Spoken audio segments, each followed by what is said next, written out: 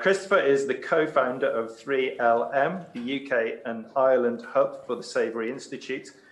He runs the 3LM Build Upon the Legacy of Thought Leadership Pioneers who work with nature to build quality of life for all. Chris has 18 years of experience training, coaching and advising people in the adoption of a holistic mindset. He has extensive leadership and advisory experience related to biological agriculture in the UK, Ireland and Australia, and he also holds advanced qualifications in managing change, engineering, environmental monitoring and control, and the psychology of change. Christopher, that is quite the CV. Welcome to BioFarm 2020. Thank you, Will. It's a delight to be here, and it's a hard act to follow with that sort of introduction. So thanks to Knots, thanks to you, thanks to Knots for organising this. I'm going to go straight into my presentation. I'm told I've got about 30 minutes to deliver a presentation that I hope will keep you all engaged. The title I put in here was based on a conversation with Sean and Kevin at Knots a few months ago when we were in Ireland, and I want to stay with it, but also I want to just say that what we're going to cover covers all aspects of land management and also regardless of sector. So how holistic planned grazing can assist beef and dairy operations in Ireland to move beyond success towards significance. Now, I carry a lot of importance into that last stage because we have to recognise we've been successful to get here to have this conversation. But in terms of this, the messages on this conference, certainly it's time for us to consider about moving to new levels, and the conversation in this conference is really about the regenerative agriculture. So just a bit of context, and Will gave a bit of background, but seriously, we're part of an international network of hubs. And what you just heard with Gabe, and I really want to celebrate what Gabe just said, because Gabe gives some of the detail work that I won't go into in my conversation, but I'll bring it in. So it's a delight to hear one of the most advanced practitioners. He tends not to use the word holistic, but I'll explain why from a change management point of view that's important to us as we go forward. So my presentation is basically for all of you in Ireland who are listening, all of you around the world, because we need to find a way of navigating through the situation we find ourselves in, which is positive, because we can see a way forward. Now, as I said, I'm going to mesh in what Gabe has said and give a bit of the thinking, the why behind what he's spoken about, but also link it to the detail understanding that leads someone like Gabe to do what he does today. So it's helping the mind grow into a more holistic awareness. So I've already had an early half glass of Guinness, and I want to recognise that as a celebration for what I've heard from Gabe. The other reason I've got the Guinness glass out is I want to remind myself to link the conversation back to where Alan Savory started, and he was really coming at it from a policy level. And again, I want to show today how when we focused on holistic planned grazing and the thinking behind it, it links absolutely into and shapes policy. And last but not least, it's my delight to be presenting into BioFarm and a big focus on Ireland, and I certainly love to have a Guinness, and certainly before I start this type of presentation, it seems to come in handy. So I'm going to offer two major aspects to my presentation today, and there's going to be plenty of chance for questions, and I'm looking forward to those.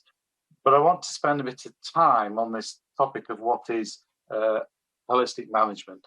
Before ever we get into the holistic planned grazing, and just quickly, you heard Gabe talk about adaptive multi-paddock grazing. That tends to be the phraseology that's grown up around Richard Teague and the other researchers who had to find ways of getting conventional academia to accept holistic planned grazing. So there's a strong overlap there. But I want to spend a bit of time explaining why the word holistic is important, why holistic management is a regenerative practice, not a regenerative tool, and explore a bit about the scope of application, and then lead us into a fuller understanding of holistic planned grazing.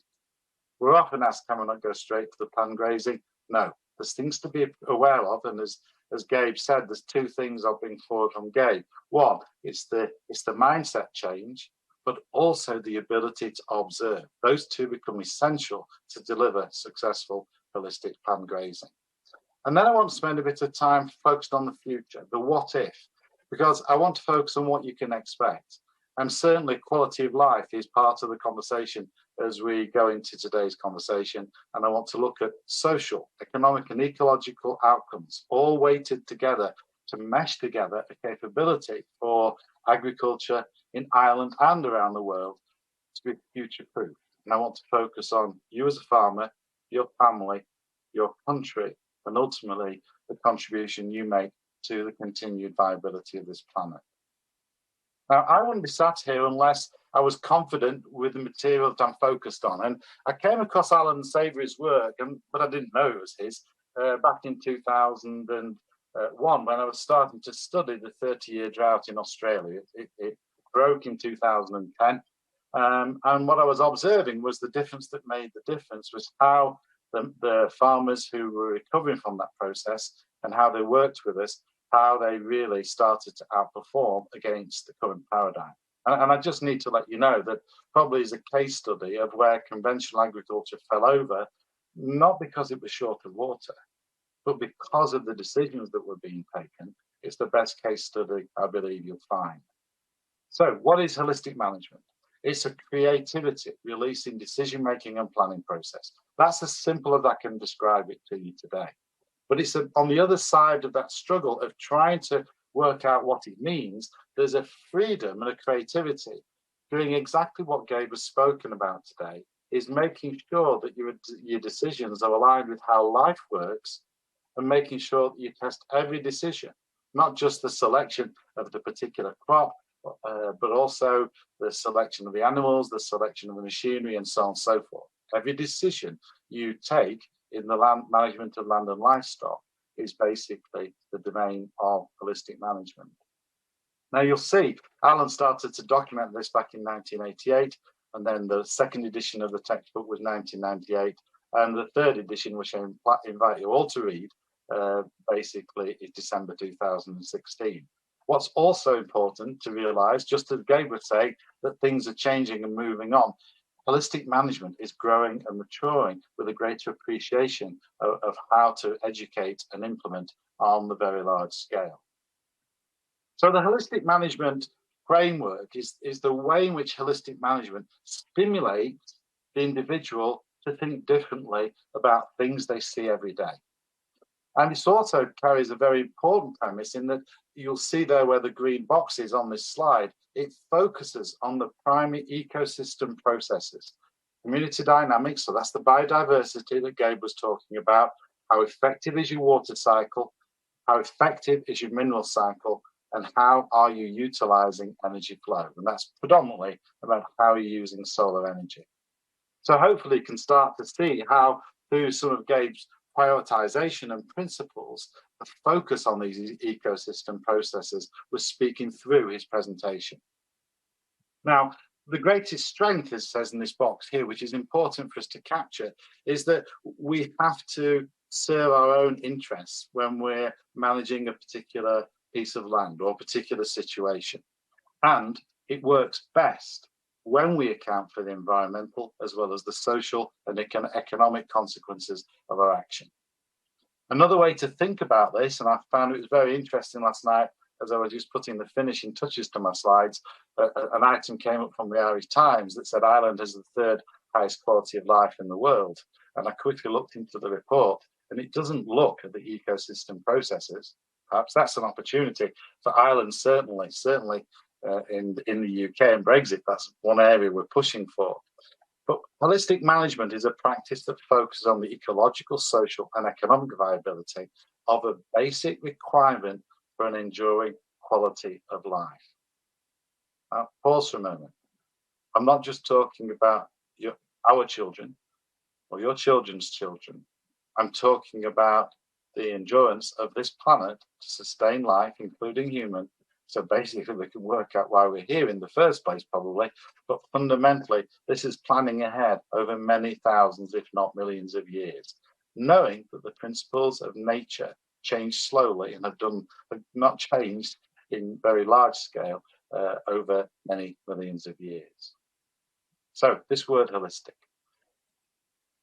The word holistic is derived from a science, the science of holism, and it was this science of holism that supported Alan through the change in thinking that was necessary for him to comprehend and work out what he was doing wrong. So he was using the best science from around the world, peer-reviewed, and largely coming up with conclusions that led to problems and unintended consequences.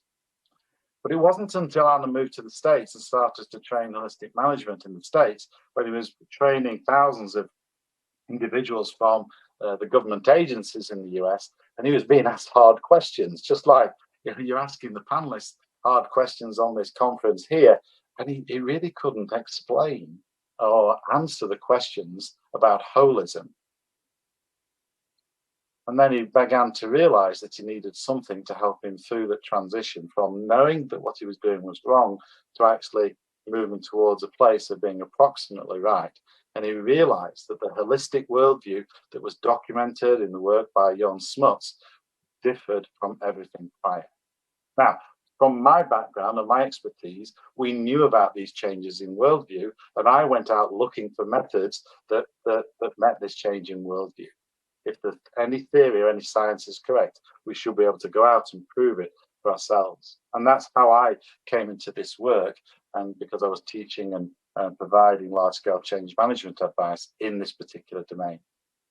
Now, the central concept of holism is that nature functions in wholes and patterns. So here we start to appreciate that stepping back, pressing the pause button, looking back in from a fresh perspective is often helpful, because we can be taught to see the patterns of nature's processes. And it opens up a whole new world, way beyond the rear view mirror science of measuring the chemical components of the soil, which Gabe is talking about in terms of that's rear view mirror thinking, to also bring in leading indicators, being able to anticipate and track the changes in your land, in your animals, and so on and so forth, by understanding the leading indicators of change.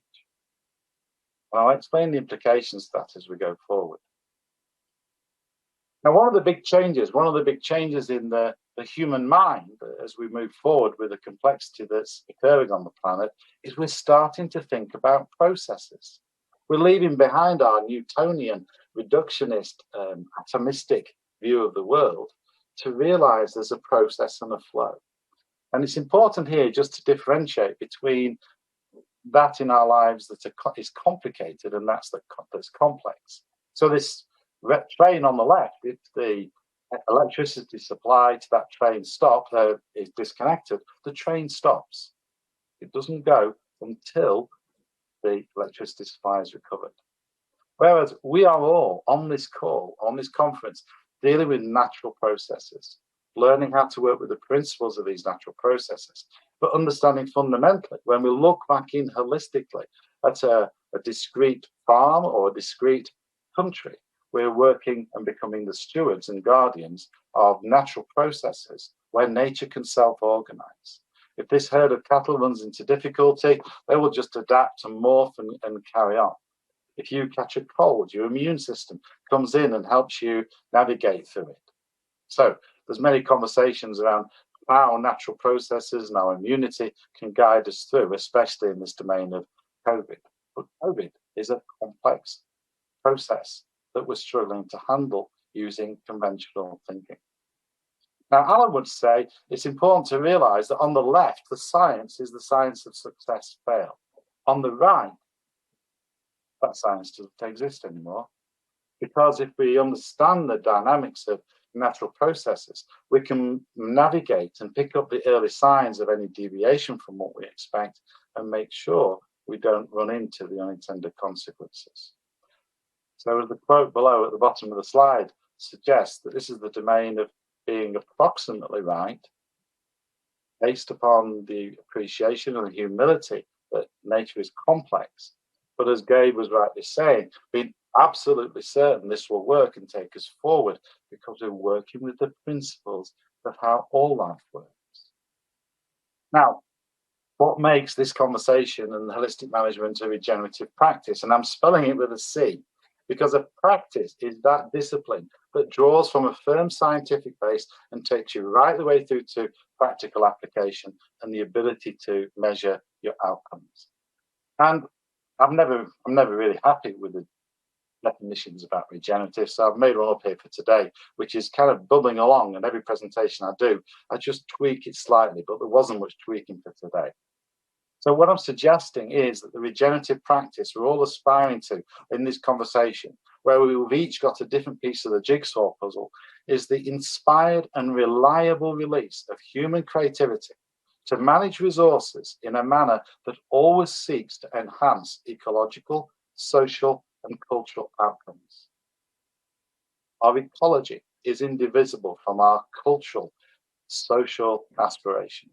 And it's that indivisibility that encourages us to adopt a holistic awareness and use the science of holism to guide us through until we discover what's next beyond this. Now, the regenerative practice, and this is an area that's rarely talked about, in the first key insight of holistic management is that you need to think holistically. A holistic perspective is essentially management. So all the training in holistic management, that holistic management framework, stimulates the release of latent holistic awareness, like the latent capacity in the soil that's been spoken about on this conference, from Dr. Christine Jones through to all the later speakers. There's a latent capacity waiting to be released. And so it is in the human mind.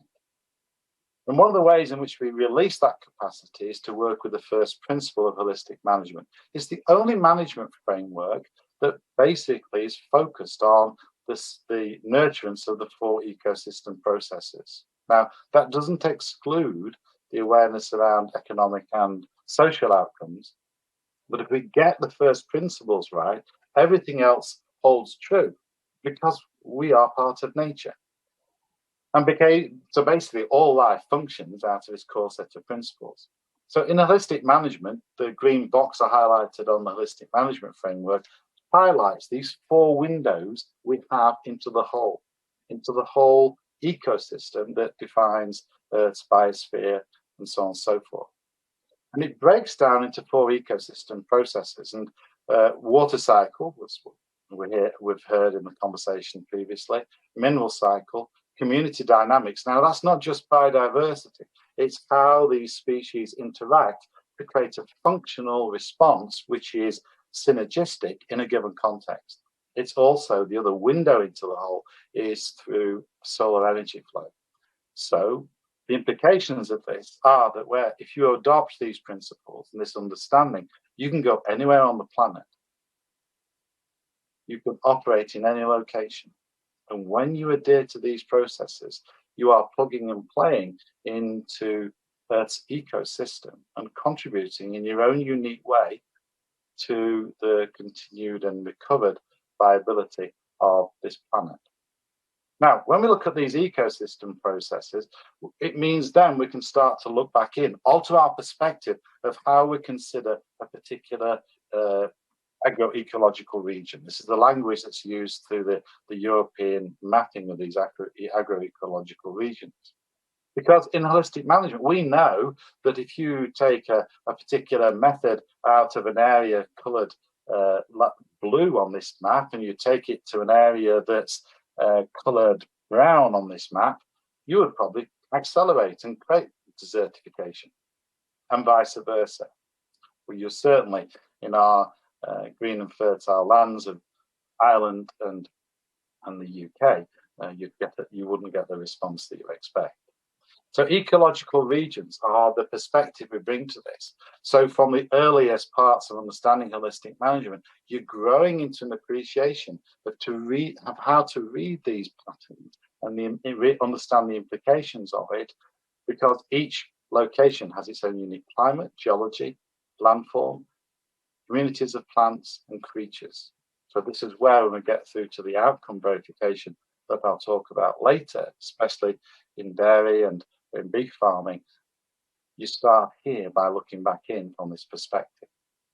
The other way in which this works and the way holistic management decision making it shapes our thinking about working with these ecosystem processes is to realize that actually you can simplify all the tools we've got available to us into four: technology, rest, fire, and living organisms. And all I want you to focus on today is one thing. Notice how most of the tools that Gabe was talking about was around living organisms.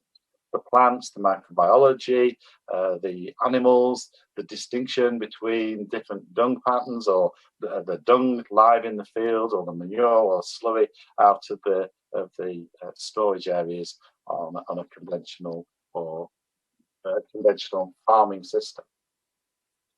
But these tools are selected based upon the humidity of your environment.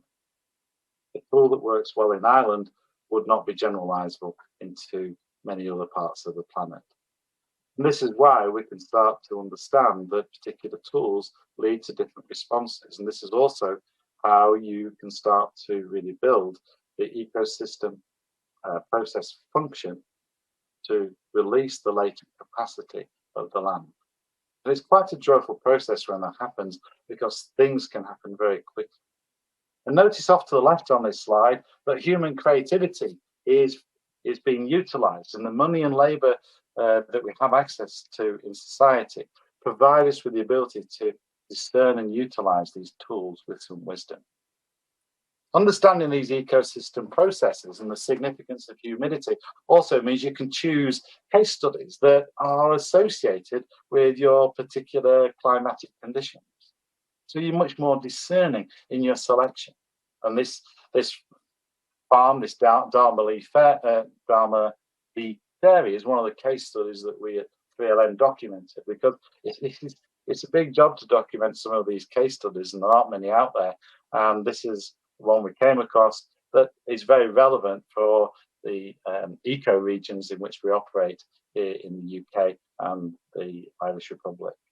But notice here that statistic: in 120% increase in grazing days per year, increase in grass harvested, 70% increase.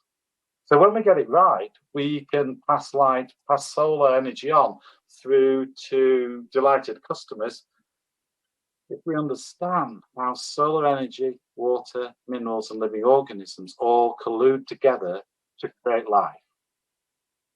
Now, any product or service to be regenerative, in my view, needs to leave behind regenerating soil. And that's going to be the big opportunity as we go forward, to be able to demonstrate that the soil is regenerative once these products, once these foodstuffs and commodities are produced. And I should have some fibre up there, some leather and wool as well. But fundamentally, we're talking about regenerating soil. And we honestly don't know how far we can go with this, because the last 10,000 years has been quite tough on soil and our landscapes.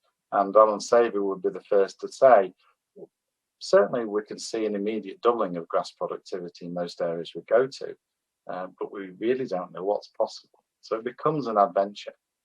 It also means that we're inviting creativity. And I came across this wonderful cow dung soap that was being produced in London through one of the Hindu temples that's been to learn with us about holistic management, which sounds to be a bit contradictory, because they're vegetarians and they're very choosy about what they're eating.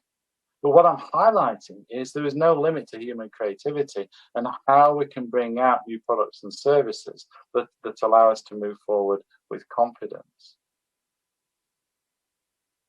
Now, I use the language of from success to significance in the title to my talk. And this takes us then into this conversation about what really is holistic management about. And you can see here from the left, we have this continuum from conventional through to regenerative. And what we're saying is that it doesn't matter where you start on this continuum, to adopt holistic management is beneficial, because it will take you on this journey to the top right conversation. And why is that important for all farmers from all persuasions? So yes, we might be training farmers from a Hindu temple. We also have natural agriculture, biodynamics, right the way through to organic, right the way through to conventional agriculture. And certainly a lot of my schooling was in the domain of biological agriculture in my time in Australia. But the good news is customers looking for products that are moving into this regenerative domain. The word is out COVID has pressed the pause button, giving people a chance to listen to issues around how to select food for health. So that's good news. But there's a new significance, a new social, economic, and ecological significance waiting for us when we choose to adopt this path. Now, in terms of the messaging here around holistic management, the bottom line is this. The only wealth that can sustain any community, economy, or nation is derived from the photosynthetic process, green plants growing or regenerating soil. I think the truth of that we can all recognize. The issue is, how do we actually get there and free nature up to perform in a way that many of you already know is innately possible? Otherwise, probably you wouldn't be on this call. Now, holistic management, what's the scope of it? So what I'm implying is that the holistic management framework to support you making decisions leads you through to the ability to apply the processes. And the 6 processes that I've outlined here. But the orange block in the center is essential to be able to read the patterns of the ecosystem processes, to be able to make decisions that test against your success, against the ecological, financial, and social implications of your decisions. And once you've got that behind you and embedded, then we can start to delve into the particular procedural aspects. And you can see holistic planned grazing is top left there. And that's where I'm going to go in a few moments. But you can see down the left-hand side, there's also holistic financial planning. Now, holistic financial planning, in terms of growing an understanding of how to do holistic planned grazing, that would normally come after you've learned about the fundamentals. Because to take the decision-making and apply it reliably in holistic planned grazing, it requires a good appreciation of the holistic financial planning. And the holistic financial planning is testing always, am I generating wealth? It's not about profit, it's about gross profit that translates into wealth generating investments and activities. Bottom left, holistic policy development. Alan mentioned that the other day, and I won't go into it in too much, but I will link to it towards the back end of my talk. To the right there, you've got land planning. We recommend that that's something that comes further down the road when you see how the land's responding to your early stage holistic management practice. The ecological monitoring helps you assess the progress to support the ecological outcomes. And then the holistic research orientation is basically saying that research needs to be focused on the practical management needs of agriculture. And that's really the primary focus of that practice. Now, the ecological monitoring becomes an important part of our conversation as we segue into the holistic planned grazing. Because when we choose to make a change, and there's been conversations or questions from you all about how to let go of the chemical input and so on and so forth, basically you need feedback loops that help you make the decisions that keep you moving forward. Certainly, I have seen many, many ways of removing chemical inputs, for example, and I know that the reliability we have to navigate through that is really reinforced by the ability to read these ecosystem processes. It means that you can be educated and trained to read these patterns. Now, I know there's not much bare soil according to the conversations in Ireland, but look down into that area of soil, because exposed or bare soil is defined when we look down into that soil as that would be directly impacted upon by a raindrop should it fall from the sky. So the Land Management Discovery Tour, for example, builds upon an understanding of how to read those ecosystem processes so you can navigate with confidence into the future. Now, over time, this builds into an overall outcome verification where ecosystem function, biodiversity, and soil health become an integral part of the conversation. This becomes essential in the application of holistic planned grazing, which I'm going to speak about now in terms of the successful application in Ireland. Now, what is holistic planned grazing then? So We've got an understanding of the ecosystem processes. We know it's about observation. We know it's about mindset change. The simple way to describe holistic planned grazing is it's fundamentally about getting the right animals to the right place at the right time with the right behavior for the right reason. And very often the reason is to stimulate particular ecosystem processes to achieve recovery towards regeneration and increased vitality of your land. It also means you have to consider the social and economic aspects of that, because that's fundamental to the operation of the farm. So the holistic planned grazing includes a planning procedure, planning methodology, a grazing plan and control chart, which is the conclusion of a planning process which can take a couple of days to do. So you can see on the right here, there's a smile of relief when the grazing chart is complete. But that one piece of paper maps out the whole operation of your farm. So that on the left there, when you look at this farmer briefing a visiting professor on where the herd is, the implications, how it links into the social and economic operations of the farm, it's all on that one grazing chart. And the farm on the left, by the way, when the conversation needs to move on to about benefits, on the farm on the left, when they adopted this, and they were already organic, their mastitis dropped from 25 to 30% down to less than 1%. Change happens. And the change happens because the grazing management, the grazing application is well researched. This is not cold turkey shit. This is not mob grazing. This is not set stock grazing. It's the understanding of how the animal interacts with the pasture, and how the animal shapes the pasture, and how the pasture shapes the ruminant. It's when the cow meets the grass, which is the primary research of Andre Voisin, that led to rational grazing, that then became developed further by Alan into holistic planned grazing. Now, when we understand the dynamics of that interaction, we can start to see some significant shifts. But we're also linking back to the ecosystem processes. And what we know in the early stages, there's often significant severe grazing in many pastures. And in there, you get selective overgrazing. So overgrazing is defined in holistic management as a particular plant that is no longer able to recover from that grazing. So allow appropriate and managed plant recovery time starts to see an increase in the yield. Now, again, this is where people like Dr. Christine Jones and Alan bring together a story where we can see that it's not the height of the grass that's important, it's the degree of utilization and the nature of the grazing, because overgrazing happens when animals linger too long among rapidly growing plants, or if they return too soon when growth is slow.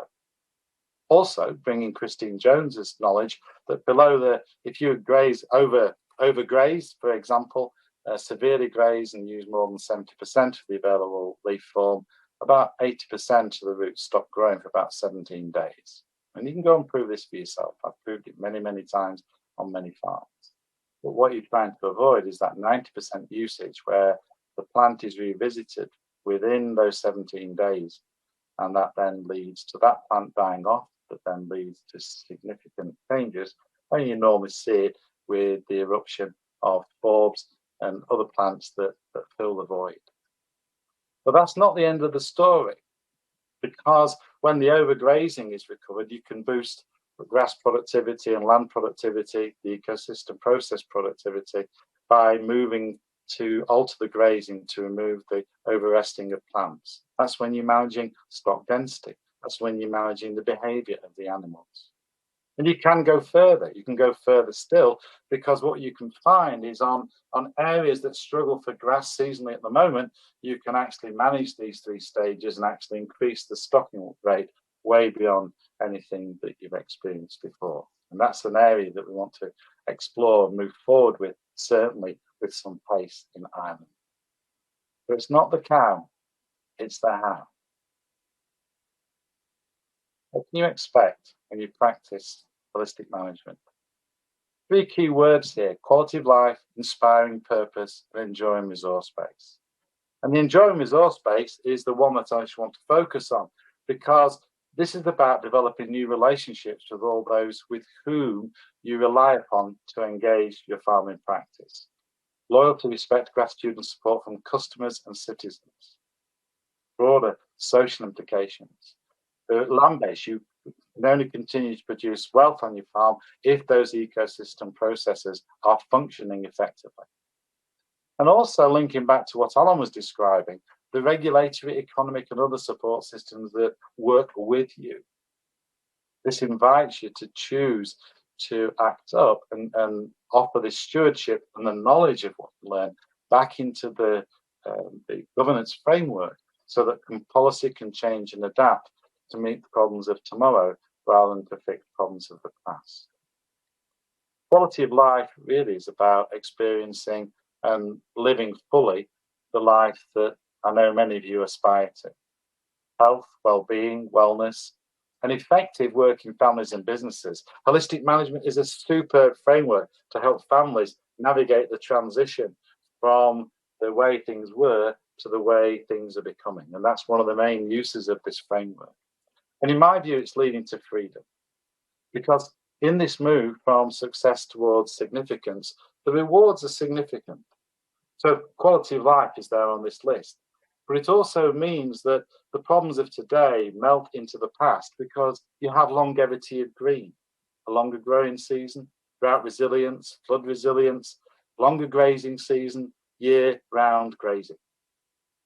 It also means that the conversations that seem to occur each spring and certainly by midsummer around forage and fodder availability become a thing of the past.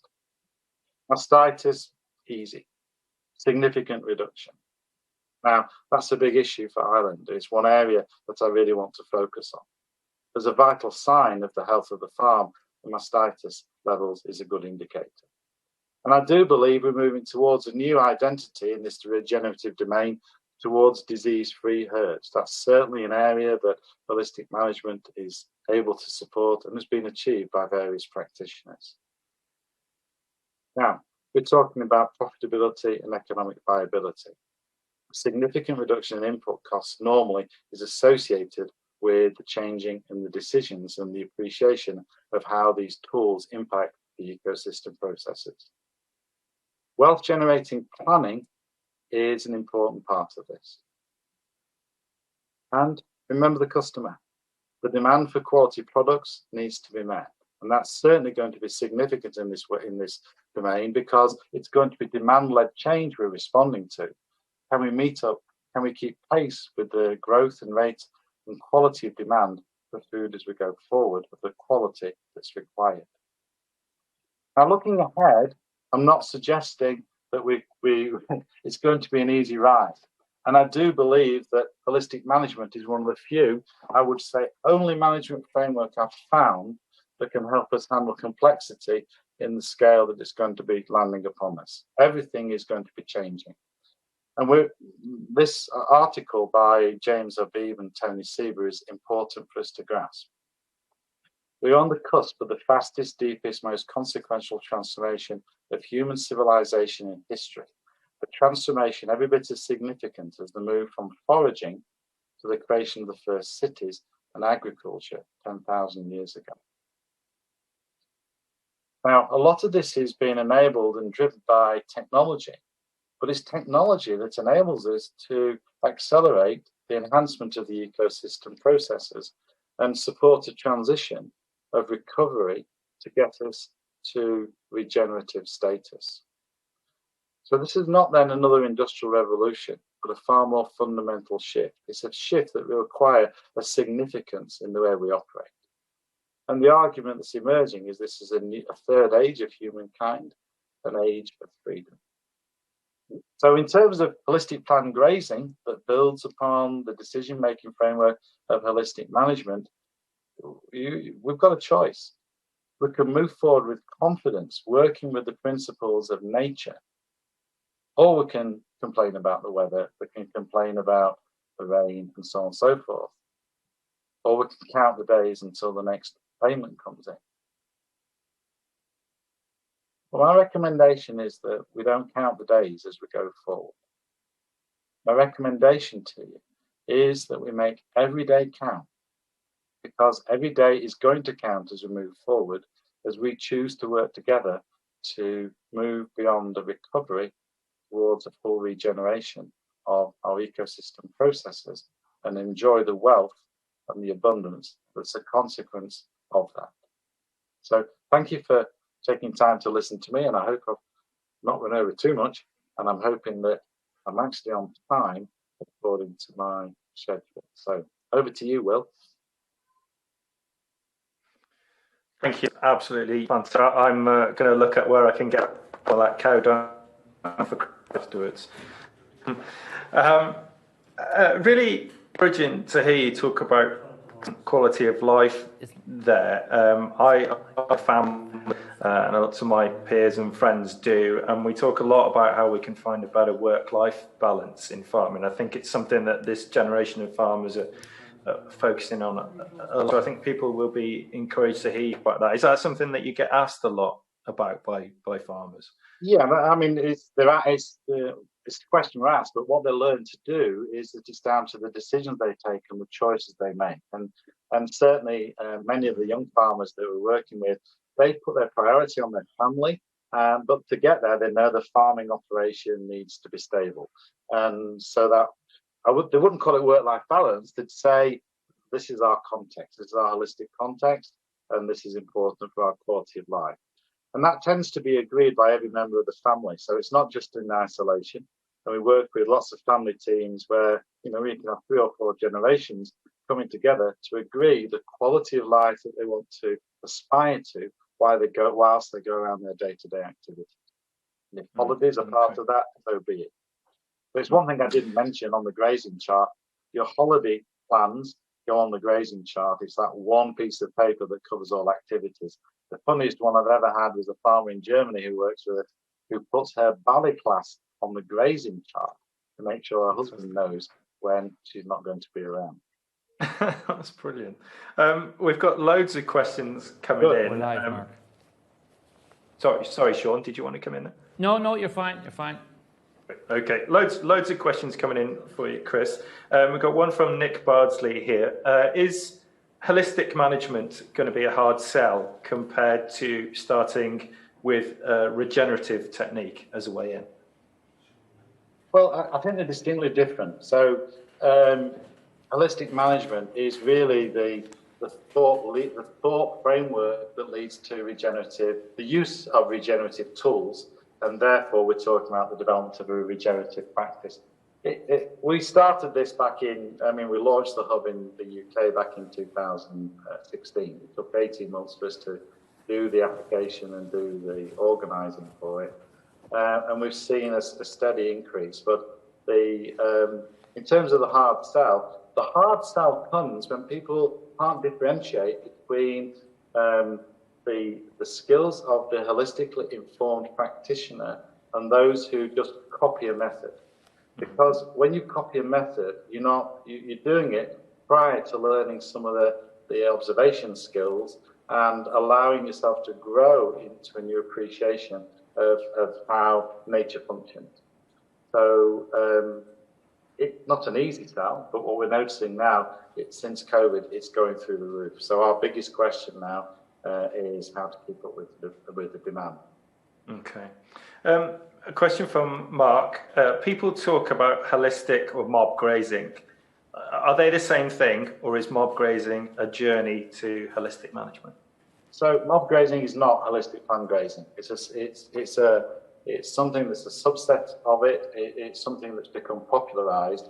And I think part of it was because well-meaning individuals wanted to get the excitement out there of working with different stock densities on a piece of land. Okay, we find that the comments that holistic management doesn't work, or mob grazing doesn't deliver the results that they're expecting. It's because they're not applying first principles of understanding the principles of nature that Gabe was outlining, and they're not understanding how the animals interact with the sward if grazing is their particular focus. So the other thing as well is that mob grazing just tends to focus on the animals and the grass without awareness contextually of the whole, which includes social and economic factors. Okay. Question from Andrew B. Alan Savory said that to move to climate change reduction, government policy is 80% and farming is 20%. Is the 20% he's referring to covered by holistic management? Well, holistic management covers the 100%. To be able to differentiate between the 80-20 is a more holistic awareness, because you're understanding the human change dynamic as well as the ecological change dynamic and the ecosystem processes. So it covers that full spectrum. So certainly one of the areas I'm interested in is demonstration of the holistic decision making in all contexts. So remember, there's a supply ecology here around agriculture. So whether you're an equipment manufacturer or a supplier of product or retailer, holistic management decision making has a role to play, because then you can start to understand and work with your supply ecology in a much more robust manner. Danielle wants to know, can you tell us about the EOV and Land to Market certification scheme, and are there plans for this in Ireland and the EU? Okay, so yes, so we're in the process of implementing that with sister hubs across Europe.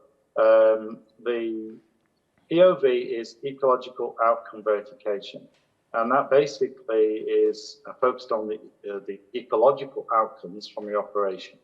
And it's unique in two ways. One, it's designed to be usable by the farmer on a day-to-day basis. So as I said in my talk, the farmer is trained to read these ecosystem processes, and their knowledge builds to the point when they're basically doing EOV every day.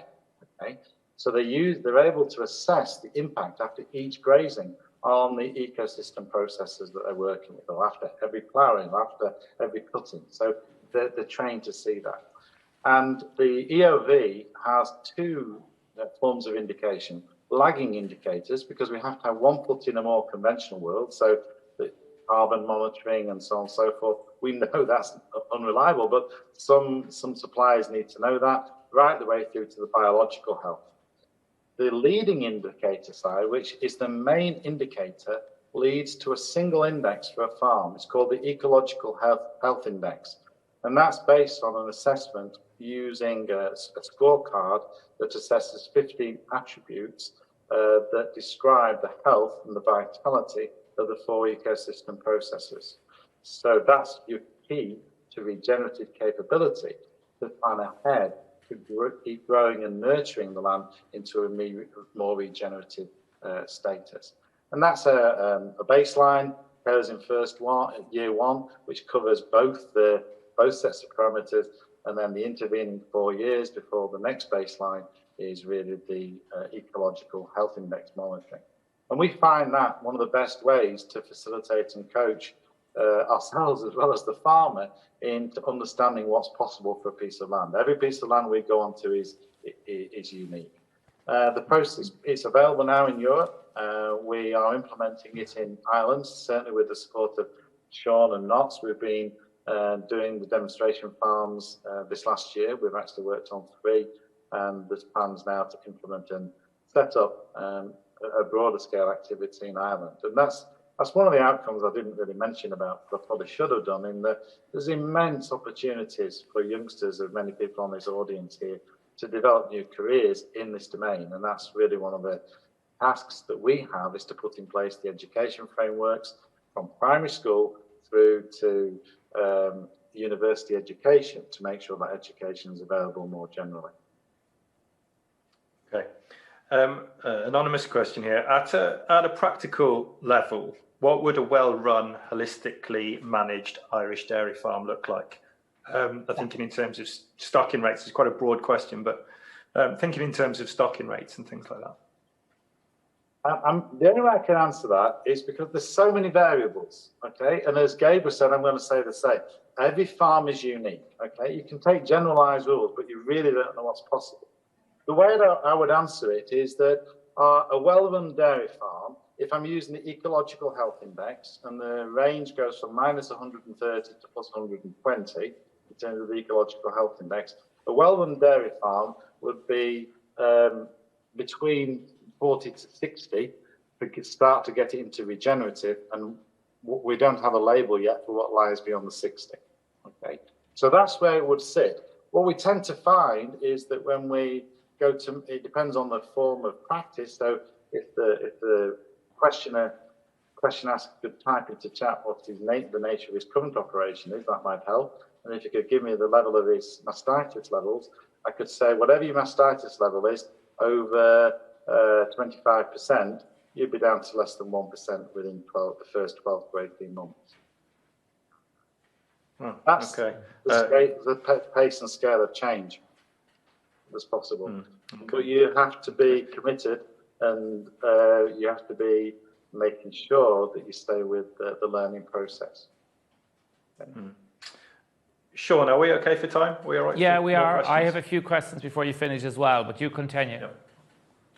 A question from Brian McGloin. In terms of the right animal for this, would beef cows be suitable? So would bulls for finishing, or breeding cows? And he says, I'd imagine it would reduce methane emissions. Well, I mean, again, there's many ways you can come at that. So let's start with the methane emissions. A well-run grazing operation, and certainly we're finding with holistic farm grazing that there is no net methane emissions. It's a net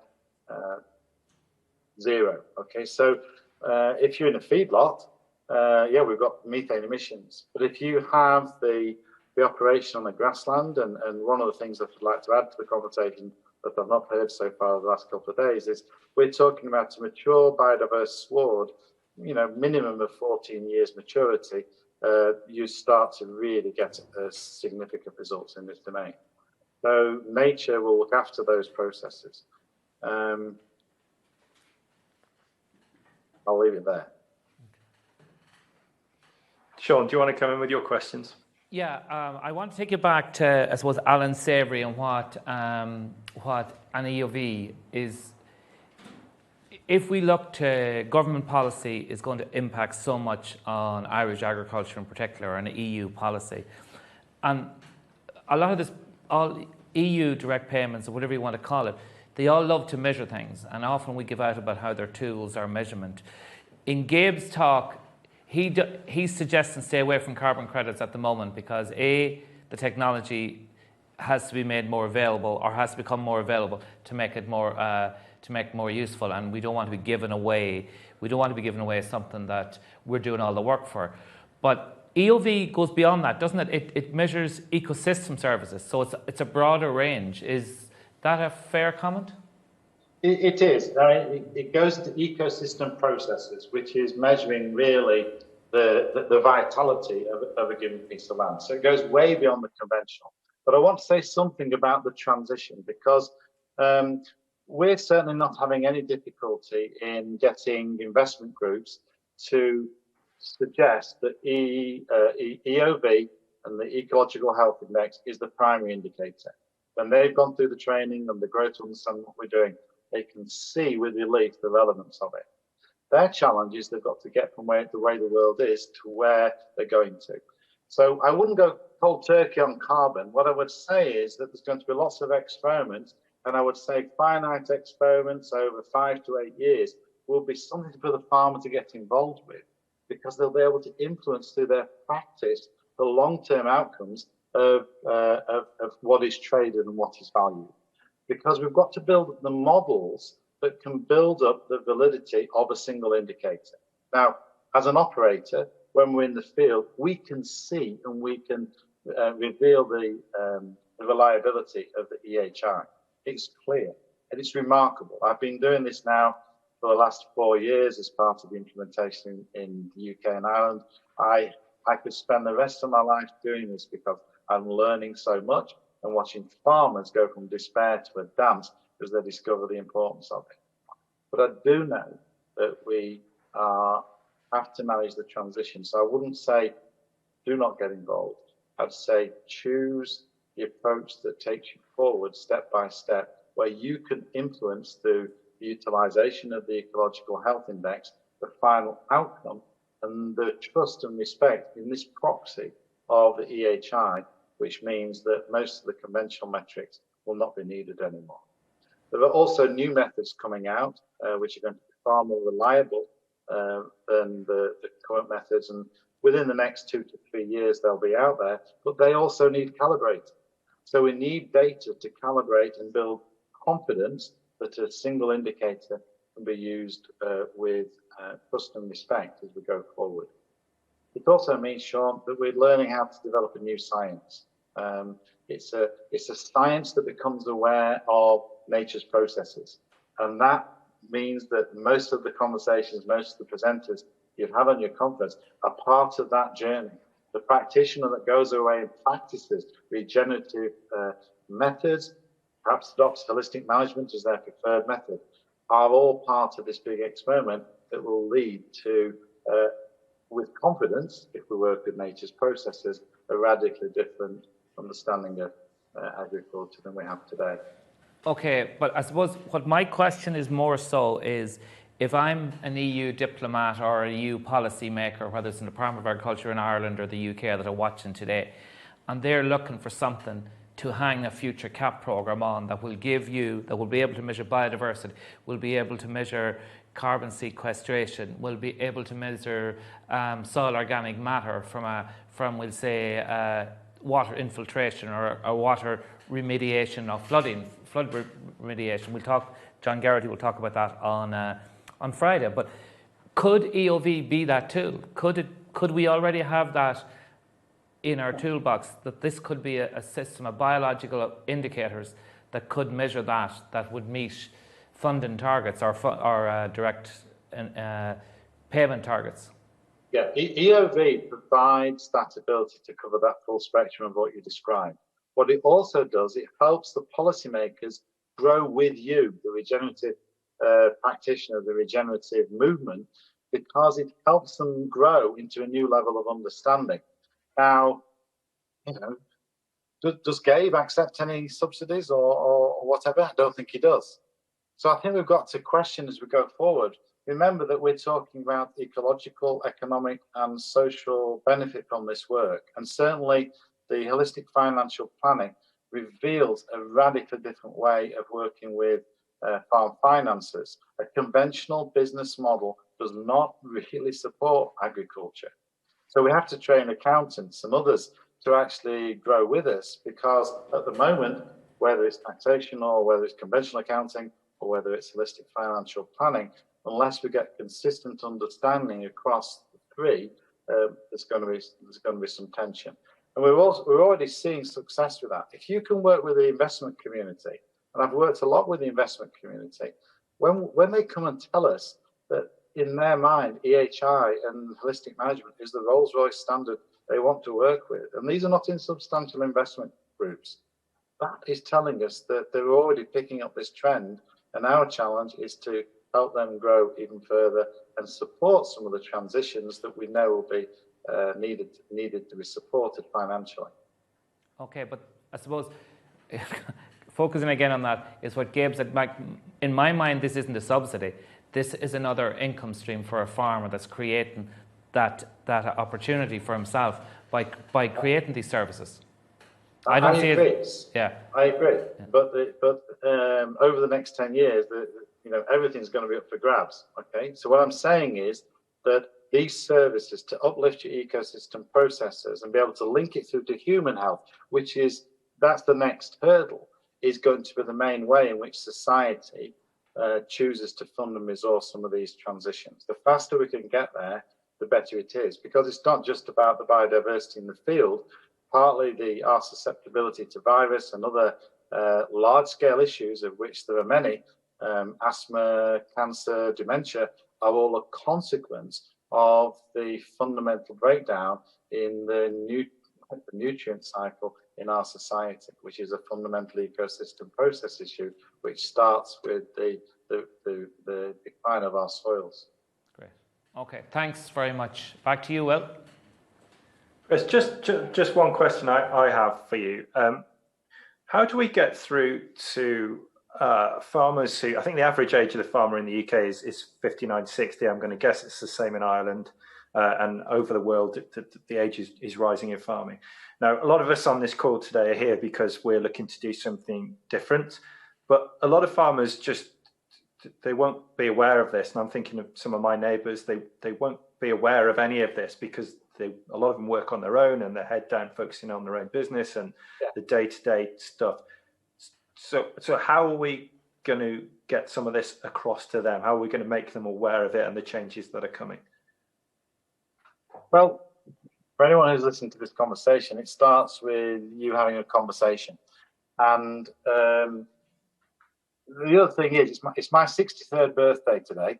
I can go to any farm in Ireland and the UK and speak to them as an equal in terms of what we're interested in, equal in age, I suppose. I believe that one of the biggest revolutions that's going to occur is our realization that, in terms of our ability as a species to continue to learn extends way beyond the three score years and 10 that tends to be embedded in our culture. And certainly in that quality, the quality of life indices that Ireland's number 3 at, it's showing very high levels of longevity. So I'd give the older farmers a chance, and often they need to be supported and nurtured through the fact that they're concerned about the future of the land, they're concerned about the future of their family. And once they start to gain confidence and trust and respect the process, they'll be out there with you. Now, in terms of the spectrum of age ranges we're training at the moment, I think the spectrum goes from 18 years of age through to 76. Okay. And if you go onto our 3LM website, there's a recent interview with a farmer. His family used to farm 28,000 acres in East Anglia. And he came on the first training with us when he was 70.